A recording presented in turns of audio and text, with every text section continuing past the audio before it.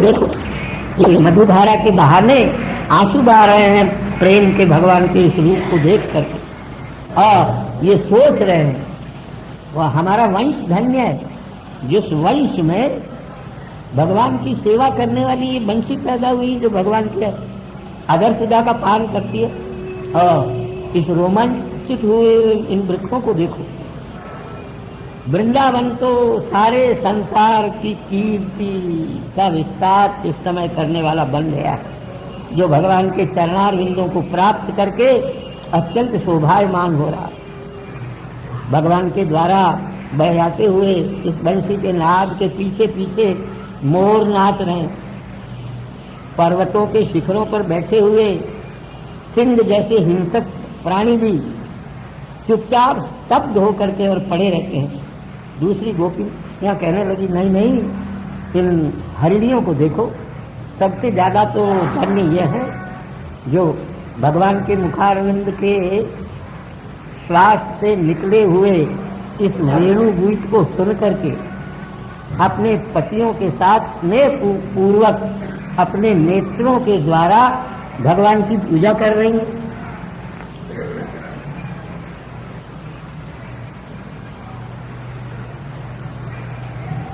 अन्य गोपियां कहने लगी, अरे इस पृथ्वी लोक और अंतरिक्ष लोक की बात क्या कर रहे हो, जरा आकाश की ओर उठा करके और नजर डाल करके देखो भगवान के इस रूप को और भगवान के इस बंशी के नाद को सुन करके देवताओं के गोद में बैठी हुई उनकी पत्नियां जो है वो भी अपनी नीवी को श्लथित कर चुकी है और मोह को प्राप्त हो गई है। और ये गायें तो भगवान की बंशी का जो नाद है, जो स्वर है, जो गान है, उसको कानों को ऊंचा ऊंचा करके सुन नहीं रही, ये उस अमृत का पान कर रही है। कहीं कान नीचे रह जाएंगे तो ये अमृत हमारे कान से नीचे गिर जाएगा, इसलिए इन्होंने कान ऊंचे किए हुए हैं और कान ऊंचे करके भगवान के अमृत समान वंशी के नाद को ये पी रही है और शब्द खड़ी हुई है। और इन बछड़ों को देखो, पशु जन्म धारण किए हुए होते हुए भी इनकी माताओं के स्तनों में से दूध की धाराएं बह रही हैं, लेकिन भगवान की बंशी के नाद से इतने अपने आपों को भूल हुए हैं कि अपने मुंह ऊंचे कर करके माता के स्तनों में से निकली हुई दूध की धारा को न पी करके भगवान के वंशी नाद रूप अमृत की धारा को पी रहे हैं। अरे और तो और कहते हैं, पक्षियों को देखो, वृक्ष की शाखाओं पर बैठ करके ये भगवान के मुखारविंद से निकले हुए बंशी के नाद को सुनते हैं और अपलक दृष्टि से मुनियों की तरह भगवान की ओर टकटकी लगा करके देख रहे हैं।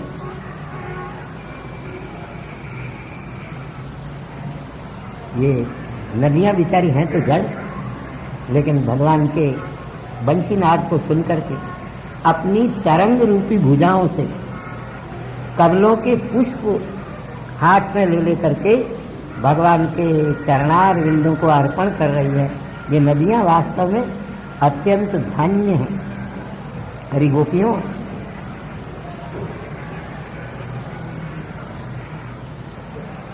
ये चंद्रमा उग गया, चंद्रमा नहीं उगा।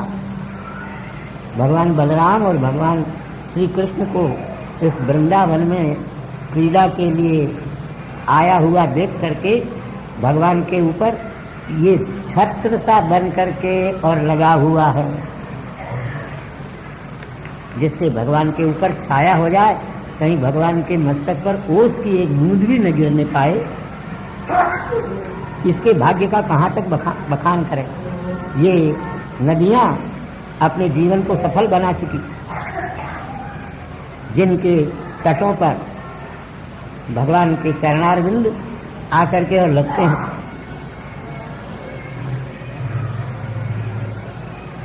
और गोपियां कहने लगी, गोवर्धन पर्वत संपूर्ण पर्वतों में श्रेष्ठ है, जहाँ ग्वालों और गायों के साथ भगवान श्री कृष्ण जल ग्रहण करते हैं, गायों को तृण चराते हैं और स्वयं कंदमूल आकर के प्राप्त करते हैं। ऐसा लगता है मानो गोवर्धन पर्वत इन सब सामग्रियों से भगवान को भेंट चढ़ा रहे हैं।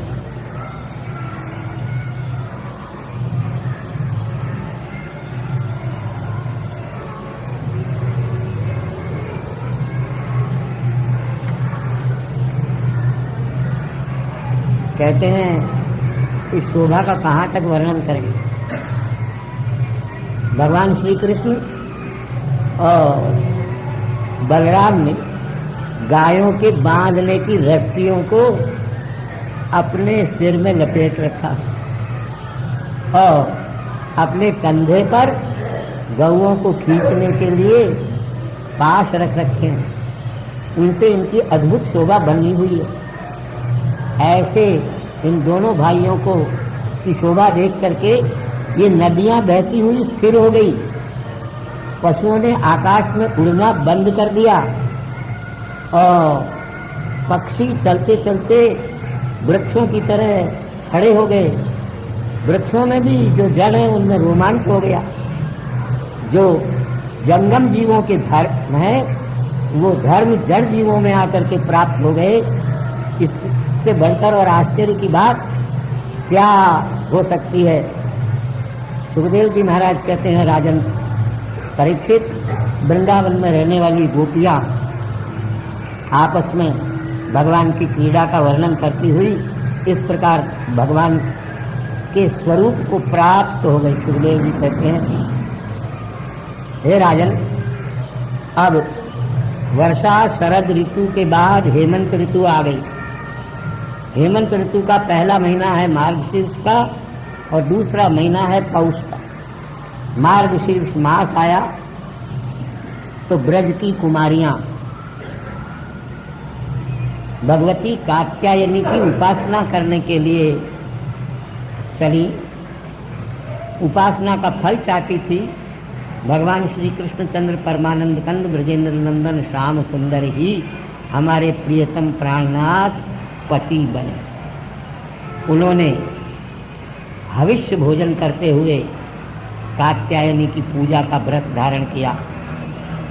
सूर्योदय से पहले अरुणोदय में ही यमुना के जल में स्नान करती थी और मट्टी की भगवती कात्यायनी की मूर्ति बना करके उसकी गंध पुष्प धूप दीप नैवेद्य इत्यादि से पूजन करके और भगवती से प्रार्थना करती थी। कात्यायनी महामाये महायोगिन्यधीश्वरी नंदगोपसुतम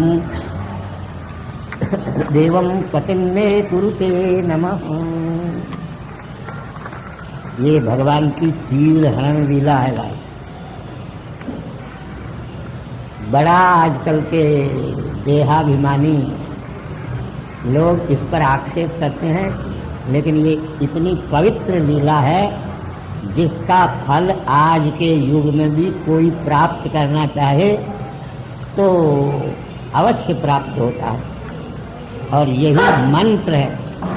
जिस इस लीला को अश्लील बतलाते हैं और भगवान के ऊपर लांछन लगाते हैं, भगवान ने गोपियों के वस्त्र चुराए, लेकिन इनको पता नहीं है। यहाँ श्रीमद् भागवत लिखता है ये सब लड़कियां कुंवारी थी। हमारे यहाँ विवाह की कन्या की अवस्था 8 वर्ष, अष्टवर्षा भवेत गौरी नववर्षा च रोहिणी 10 वर्षा भवेत कन्या अत ऊर्ध्वम रजस्वला। एक पाखंडी महात्मा ने अपनी पोथी में इस श्लोक को लिखा है, ऊटपटांग किसी आदमी ने बना दिया, लेकिन ये वेद में मिलता है। और कोई देखना चाहे तो हम इतिहासोपनिषद का यह श्लोक है। 120 नहीं, लगभग 250 उपनिषद अभी मोतीलाल मलारसी दास के यहाँ से छपे हैं। उसमें इतिहासोपनिषद है। ये श्लोक जो का क्यों है, 8 वर्ष की कन्या की गौरी संज्ञा, 9 वर्ष की कन्या की रोहिणी संज्ञा है और 10 वर्ष की कन्या संज्ञा है। इसीलिए कुमारी के पूजन में 10 वर्ष तक की कुमारी का ही पूजन होता है, 1 वर्ष की का नहीं होता, इसलिए कि वो पूजा को ग्रहण नहीं कर सकती। 2, 3, 4, 5, 6, 7, 8, 9, 10, 9 हुई। कुमारी पूजन में 2 वर्ष की से लेकर के और 10 वर्ष तक की कन्या का पूजन करना चाहिए। उसके बाद कन्या संज्ञा नहीं रह जाती है, उसके बाद रजस्वला संज्ञा हो जाती है। यही विवाह की अवस्था है हमारे यहाँ, और ये परम पवित्र अवस्था है। दुर्भाग्य इस देश का और हिंदू जाति का, जो आज अपने इस परम पवित्र नियम को छोड़ करके ऊट पटांग नियम धारण करती है। हम बीच में कह चुके हैं, इसलिए विशेष नहीं कहेंगे। जिस इस कथा के ऊपर लोग भगवान के ऊपर लांछन लगाते हैं, परीक्षा करना हो तो देख लो। जिस लड़की का विवाह न होता हो और माता पिता सगाई का प्रयत्न करते करते थक गए हों, वो लड़की स्वयं यही मंत्र, जिस मंत्र से नंद की कुमारी कन्याएं भगवती कात्यायनी का पूजन करके और कात्यायनी से प्रार्थना करती थी, हे महामाया स्वरूप कात्यायनी देवी, तुम महायोगिनी हो, सारे संसार की मालकिन हो, अधीश्वरी हो, तुम हम पर ऐसी कृपा करो जिससे कि हम सबको भगवान श्री कृष्ण ही पति के रूप में प्राप्त हो। हम पहले कह चुके हैं, सब भगवान के गले पड़िए। भगवान ने किसी से नहीं कहा कि तुम हमसे ब्याह करो, यह अनुष्ठान कर रही है। वो कन्या जिसका संबंध नहीं हो रहा, इस श्लोक का प्रतिदिन 1000 जप प्रातः काल स्नान करके, धोती पहन करके, पैंट पाजामा सलवार पहन करके नहीं, चूड़ीदार पाजामा पहन करके नहीं। बंबई में उदाहरण मौजूद है, जिसने किया उसका संबंध हुआ और विवाह हुआ। एक नहीं, सैकड़ों कन्याओं पर हमने एक्सपेरिमेंट करके देखा है। 3 दिन में निश्चय हो जाता है। 3 दिन की बात नहीं, पर हाँ जल्दी से। और माता पिता को कोई चिंता नहीं करनी पड़ती, लेकिन लड़की को यह अनुष्ठान करना पड़ता है, लड़की स्वयं करे। मंत्र है, इसी मंत्र से पूजन करती थी कात्यायनी भगवती का। कात्यायनी महामाये महायोगिन्यधीश्वरी नंद गोप सुतम देवम पतिम मे कुरुते नमः, इस मंत्र से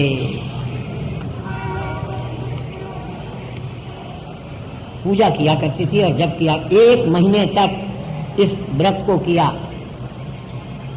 लेकिन ये कलयुग है भाई, कलौ चतुर्गुणम प्रोक्तम, कलयुग में चौगुना। और फिर आजकल तो कलयुग का ठिकाना ही क्या है। हाँ, लेकिन यह है, आज तक ये हमारा अनुष्ठान कभी निष्फल नहीं गया। जिसने बीच में छोड़ दिया उसकी बात नहीं करते। वो भी उदाहरण यहाँ, किया कुछ दिन फिर छोड़ दिया, फिर किया फिर छोड़ दिया, फिर वैसा ही फल भी होता है। एक भूल कर देती थी ये विचार, उस भूल का फल भोगना पड़ा।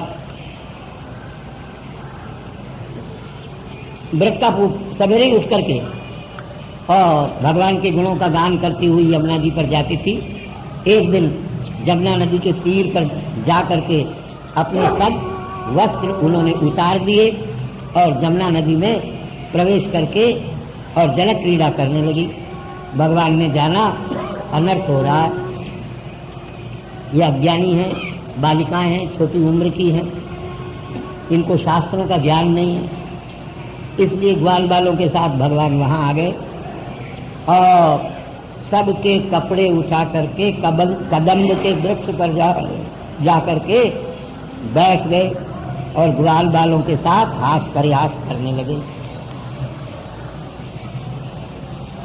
ठंडी के मारे कांपने लगी, मार्गशीर्ष का महीना, अच्छी खासी ठंडी पड़ने लगती है, शरीर पर वस्त्र नहीं है, यमुना के जल में खड़ी हुई है। भगवान ने कहा क्या बात है, चलो निकलो बाहर और अपना अपना कपड़ा ले लो। हम सच कह रहे हैं, तुम व्रत करते करते कृश हो गई हो, इस वास्ते एक एक आओ और अपना अपना कपड़ा ले लो। भगवान के इस परिहास को देख करके और गोप कन्याओं को लज्जा सी आई और आपस में एक दूसरे को देख करके वे भी हंसने लगी, लेकिन पानी से बाहर नहीं निकली। ठंडी के कारण कंठ पर्यंत जल में खड़ी हुई कांपने लगी और भगवान श्री कृष्ण से कहने लगी,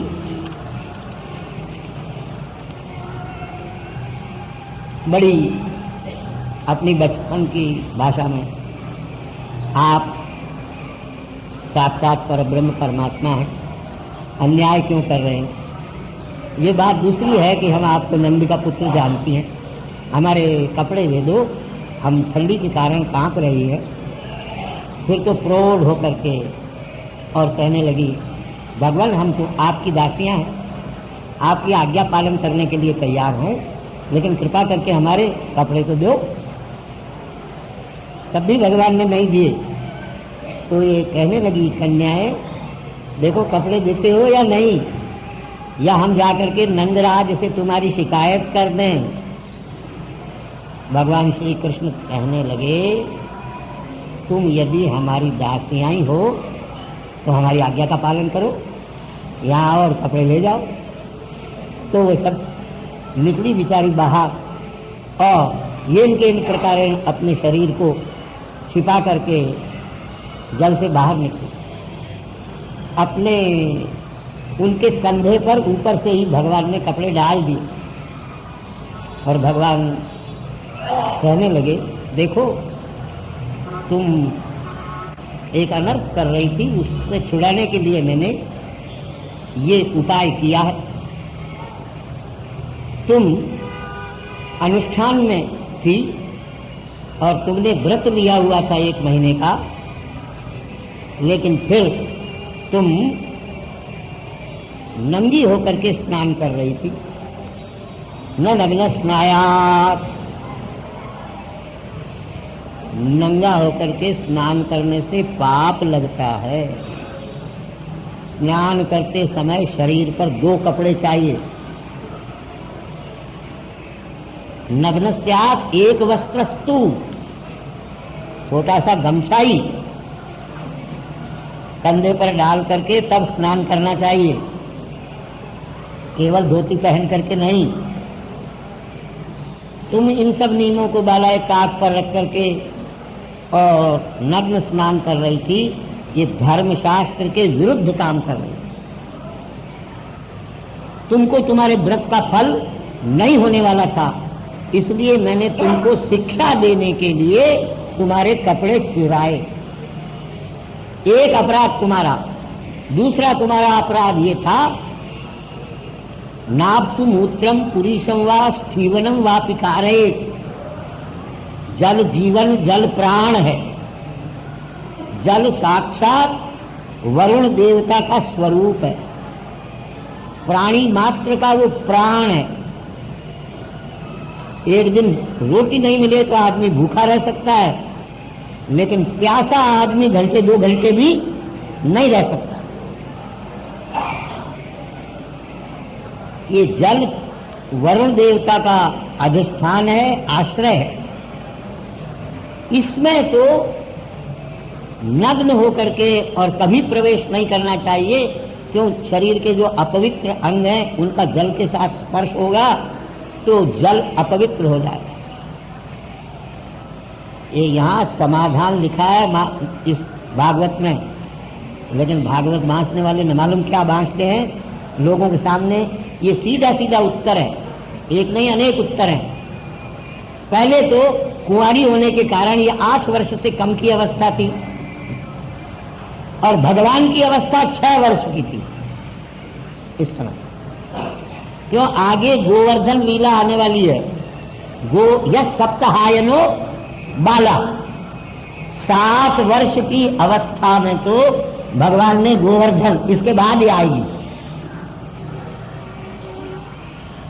तो यहां ये जो चीरहरण लीला के समय भगवान की 6 बरस की अवस्था, 6 बरस के लड़के लड़की अगर आपस में इस प्रकार की कथा करें तो कोई महापापी होगा जो उनमें पाप वासना की कल्पना करें आज। लेकिन यह आजकल के कामिनी कांचन के किंकर स्वयं कुत्तों की तरह कुतियाओं के पीछे गली गली भटकने वाले अपने मन की वासना को भगवान के ऊपर आरोपित करते हैं।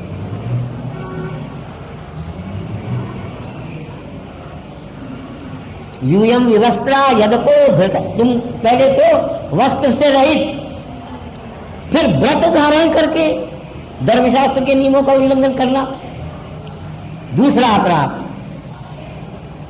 और फिर जल में प्रवेश करना तीसरा अपराध। बच्चों को आप किसी काम को मना करेंगे तो वो जरूर करेगा,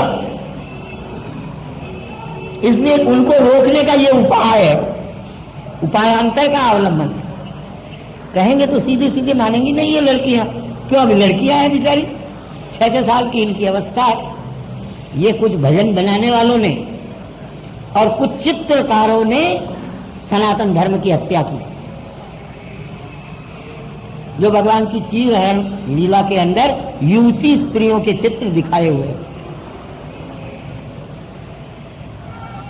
राजा रवि वर्मा तक के चित्र में ये दोष है। फूटी आंख से भी इन ग्रंथों को जिन्होंने नहीं देखा, कुमारियां हैं भगवान को पति के रूप में प्राप्त करने के लिए, और नंदब्रज कुमारी का बहुवचन है, और इन सबको यही प्रसन्न होकर के भगवान ने वर दिया है कि हम तुम्हारे मन की इच्छा को पूर्ण करेंगे। आता है वह श्लोक। फिर यहां कहां अवसर है भगवान के ऊपर दोष लगाने का? लेश मात्र भी अवसर है। और हमने प्रत्यक्ष कहा, ऐसे ही भगवान की रासलीला उसके आगे आने वाली है। जैसे इस श्लोक का अनुष्ठान करने से कुंवारी कन्याओं का विवाह हो जाता है, ऐसे ही रास पंचाध्यायी, जिसको घोर अश्लील बतलाते हैं और कामुक क्रीड़ा बतलाते हैं आजकल के लोग, उस 5 अध्याय का प्रतिदिन पाठ करने वाले का हार्ट डिजीज हमने एक्सपेरिमेंट करके देखा। जिसको हृदय का रोग हो, आजकल तो घर घर में चल पड़ा। हाँ, काम विजय लीला। इन बातों की ओर ध्यान नहीं जाता, कहने वाले कहते नहीं, पंडित लोग कहते नहीं, साधु संत भी कहते नहीं, श्रीमद् भागवत के नाम पर न मालूम क्या क्या कथा करते हैं। वास्तव में यह स्थिति है। जो प्रतिदिन 5 अध्याय है रास पंचाध्यायी के, इसी दशम स्कंद के पूर्वार्ध के 29, 30, 31, 32, 33 प्रतिदिन पाठ करता है, उसकी हार्ट डिजीज, उसका हृदय रोग खत्म हो जाता है, और बहुत जल्दी खत्म हो जाता है। लेकिन हाँ, पाठ के नियम से करना चाहिए भाई। आजकल लोग टट्टी में बैठ करके गीता का पाठ करते हैं।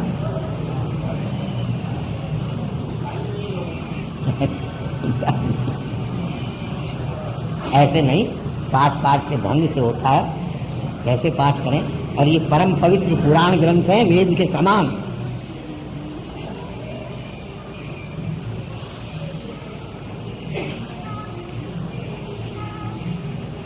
फिर तो ये टीकाकार में लिखा है, विवस्त्र स्थानम व्रतनाशकम मत्वा। भगवान के कहने से इनको ज्ञान हुआ कि इस प्रकार नग्न स्नान करने के कारण हमारा व्रत तो नष्ट हो गया, हमको व्रत का फल नहीं मिलेगा। तो ये तो भगवान की कृपा से जो व्रत में विघ्न पड़ जाए तो उस विघ्न को दूर करने का उपाय भी हमारे हैं। यस्य स्मृत्या च नामोक्त्या तपो यज्ञ क्रियादिषु न्यूनम संपूर्ण कामयाति सद्यो वंदे। समच्युतम भगवान को प्रणाम करने से व्रत उपास यज्ञ दान तप में जो कमी हो वो पूरी। इन्होंने देखा जिनका नाम लेने मात्र से और जिनको प्रणाम करने मात्र से व्रत में जो त्रुटि हो वो पूरी हो जाती है, तो याद भगवान हमारे साथ लो अब भी हमारे व्रत में कोई गड़बड़ी रह जाएगी। स्मरण करने मात्र से, नाम लेने मात्र से सारे जप तप जोग यज्ञ इनमें जितनी त्रुटियां होती हों वो सब समाप्त हो जाती है। भगवान ने उनको अत्यंत नम्र देख करके उनके वस्त्र दे दिए। बिचारियों को बहुत छकाया भगवान ने। दृढ़ प्रलब्धा कृपया चहा पिता व्यासी महाराज लिखते हैं, प्रस्तोभिता पीडनवच्च कारिता वस्त्राणि तैवा प्रदान्यथाप्यमं तानाभ्य सूयन। वकालत करते हैं आजकल के लोग, अरे लेकिन मुद्दई मुद्दाइला से पूछो।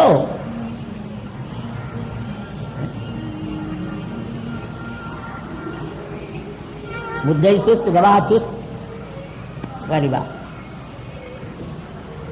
जिनको लेकर, जिन गोप बालिकाओं को लेकर के और तुम भगवान के ऊपर लांछन लगाते हो, उनके लिए तो वेद व्यास जी लिख रहे हैं भगवान के ऊपर जरा सा भी मन में भी दोष गोपियों के अंदर शंका तक नहीं।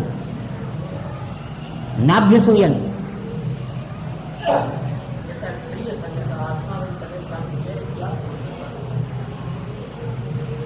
लज्जित होकर के और वहीं की वहीं खड़ी रह गई। उनके संकल्प को भगवान ने जान लिया और भगवान ने कहा तुम्हारे संकल्प को मैंने जान लिया है और मैं उसका अनुमोदन करता हूँ। तुम्हारा संकल्प सत्य होगा, तुमको इस अनुष्ठान का फल मिलेगा, मैं तुमको पति रूप में प्राप्त होऊंगा।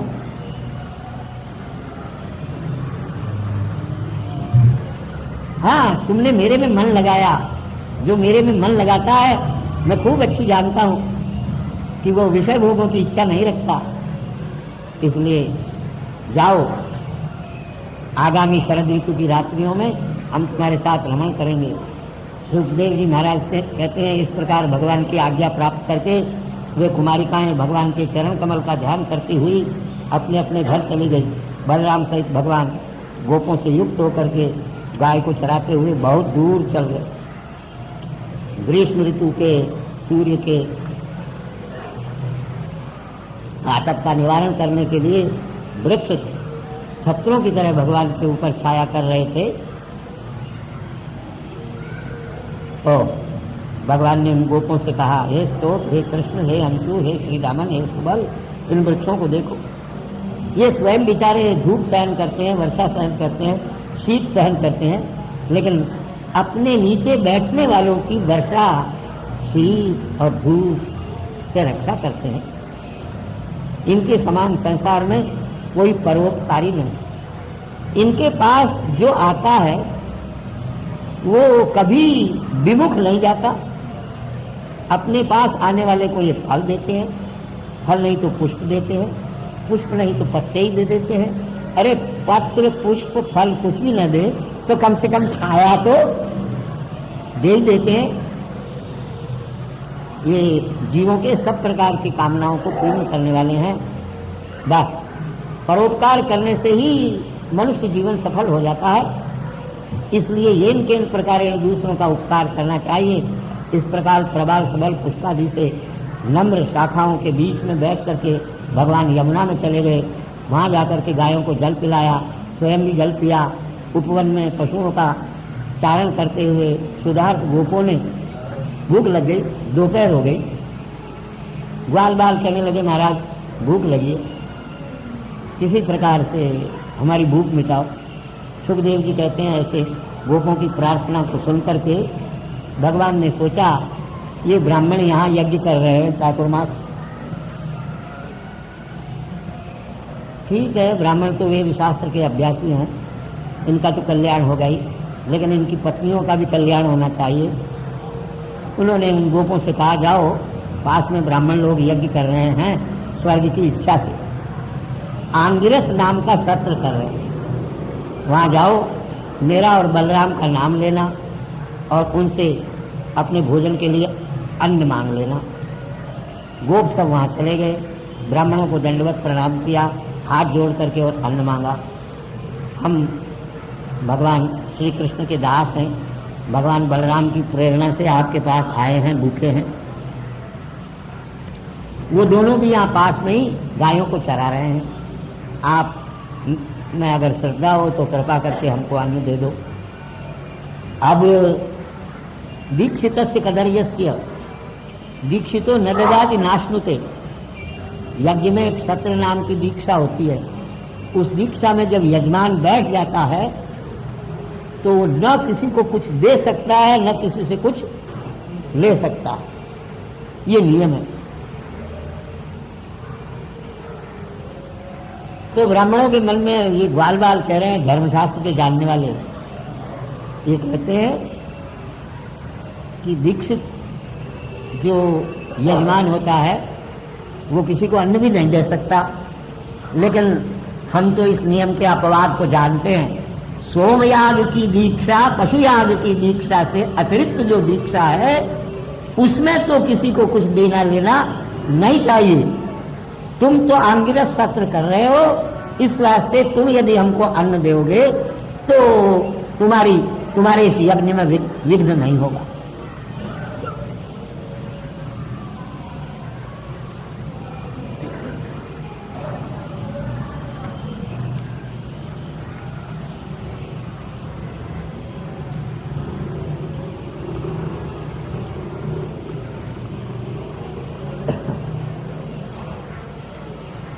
लेकिन ब्राह्मण लोग घबरा गए, उनको इस बात का ध्यान नहीं रहा कि ये क्या कह रहे हैं। वो केवल यही सोच करके कि हम दीक्षित हैं, इनको अन्न दे देंगे तो ये हमारा व्रत नष्ट हो जाएगा, दीक्षा नष्ट हो जाएगी।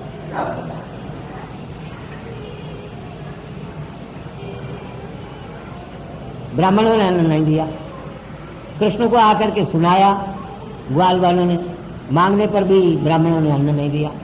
भगवान ने कहा जाओ उनकी पत्नियों से मांगो, वो धर्मात्मा है, तुमको जरूर अन्न देगी।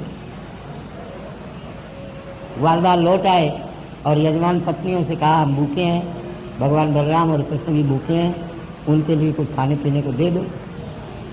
तो षड्रस अन्न लेकर के और ब्राह्मणों की पत्नियां भगवान में मन को लगा करके और चली। पतियों ने मना किया लेकिन माना नहीं इन्होंने और चली। जा करके भगवान बलराम और श्याम सुंदर पीताम्बर धारण करे किए हुए अपने मित्र के कंधे पर हाथ जिन्होंने रख रखा है, दूसरे हाथ से कमल को घुमा रहे हैं, प्रसन्न जिनका मुख है, ऐसे भगवान को देख करके नेत्र रूपी रंध्रों से चिरकाल तक पानी उनका आलिंगन किया, मन उनमें लगा करके और सारे संताप का त्याग कर दिया।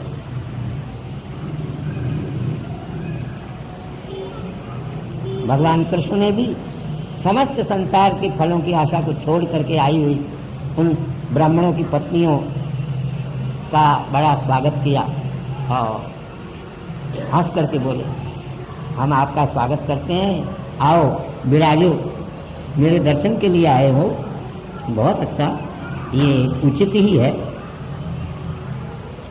ज्ञानी लोग तो मुझ में निष्काम भक्ति किया करते हैं, जिस भक्ति से आत्मा का अध्यास और देह पुत्र कलप इत्यादि में बुद्धि छूट जाती है। इस बात से तुम धन्य हो, सब कुछ छोड़ करके चली आई हो, जाओ अपनी यज्ञशाला में वापस चली जाओ, तुम्हारे जाने पर ही तुम्हारे पति यज्ञ की पूर्णाहुति करेंगे। ब्राह्मण की पत्नियां कहने लगी महाराज बड़े कठोर, हम तो आपके चरणार विंदों के दर्शन के लिए आई हैं और आप हमको भगा रहे हो यहाँ से। आपके सिवाय जीवों की और कोई दूसरी गति दूर है ही क्या? न हम तो आपकी दासियां हैं, कृपा करके आपके इस मुखार बिंद के दर्शन थोड़ी देर तक करने दो। भगवान ने कहने लगे तुम मेरे चरणार बिंदों में रति करके आई हो देवता लोग भी अब तुम्हारा सम्मान करेंगे और तुम्हारे पति पुत्र इत्यादि पछताएंगे और कहेंगे कहा हमारी अपेक्षा तो हमारी स्त्रियां ही बुद्धिमती निकली। देखो वास्तव में जो मेरा भक्त है और मेरे को प्राप्त करके जो सुख प्राप्त करना चाहता है, मेरे में स्नेह बढ़ाना चाहता है, वो मेरे अंग का संग नहीं चाहता, हाँ मेरे मन के साथ संग करना चाहता है। इस वास्ते तुम अपने मन को मेरे में लगाओ और शीघ्र अपनी यज्ञशाला में चली जाओ।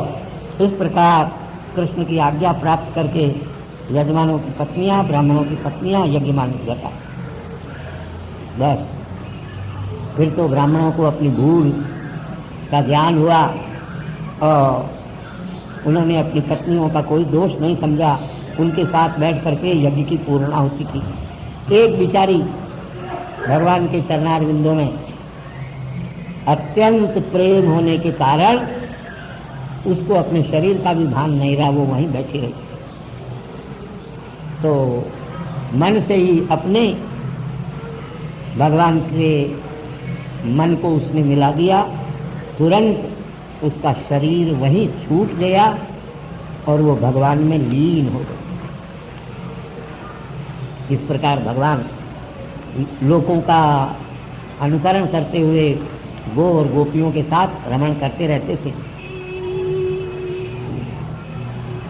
ब्राह्मणों को बड़ा पश्चाताप हुआ, भगवान ने भूखे हमसे अन्न मांगा और हमने नहीं दिया, हम बड़े पापी हैं, हमारी स्त्रियां धन्य हैं, हम तो भगवान की भक्ति से हीन, लेकिन हमारी पत्नियां भगवान की भक्ति से युक्त, हमारे जन्म को धिक्कार है, विद्या को धिक्कार है, कुल को धिक्कार है और हमारे यज्ञादि कर्मों को भी धिक्कार, जो हम भगवान से विमुख हैं। हम लेकिन करें क्या, भगवान की माया योगियों को भी मोहित कर देती है। इस वास्ते हम सारे संसार के गुरु ब्राह्मण होते हुए भी उस माया के मोह में फंस गए। हमारी पत्नियों का भगवान के चरणारविंदों में अनुराग देखो, उनकी कृपा से ही हम संसार के बंधनों को काट सकेंगे। ये तो स्त्रियां हैं, नासाम द्विजस्य संस्कार, ब्राह्मण उनकी पत्नियां हैं। ब्राह्मण कहते हैं इनका यज्ञोपवीत संस्कार नहीं होता, ये गुरुकुल में निवास नहीं करती, ये नाना प्रकार के व्रत उपवास इत्यादि करके अपने शरीर आदि को भी पवित्र नहीं करती, यज्ञ दान तप इत्यादि क्रियाएं भी नहीं करती, तो भी भगवान के चरणारविंदों में इनकी अनन्य भक्ति है। इस वास्ते इनके समान कोई संसार में भाग्यवान कोई दूसरा नहीं।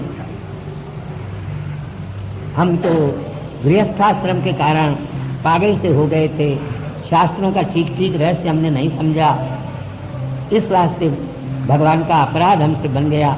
भगवान ही हमारे इस अपराध को क्षमा करेंगे। अरे भगवान जिसके सामने संसार भीख मांगता है, उसने हमसे मांगा